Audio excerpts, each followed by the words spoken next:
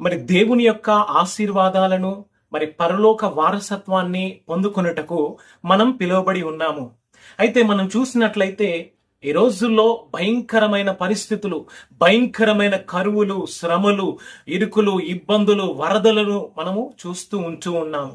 మరి చైనాలో భయంకరమైన వరదలు, మరి విజయవాడ, ఖమ్మం, ఇంకను అనేక ప్రాంతాలలో భయానకమైన పరిస్థితులు, దేవుని రెండవ రాకడ మరి కదలికలు బలముగా కొనసాగుతున్న ఈ యొక్క దినాలలో, మరి ఏ రక్షణ లేని దినాలలో మనం ఉంటున్నా, ఏ సమయము ఏమి జరుగుతుందో మనకు తెలియని దినాల్లో మనం ఉంటున్నాము. కనుక మరి దేవుని నమ్మి విశ్వసించి ఆయన ఇచ్చే శాశ్వతమైన మరి ఆశీర్వాదాలను, వారసత్వమును మనం పొందినట్లు మనల్ని మనము దేవుని హృదయంలో ఆహ్వానించి దేవుని కృపలో మనము నడిపించబడుదుముగాక.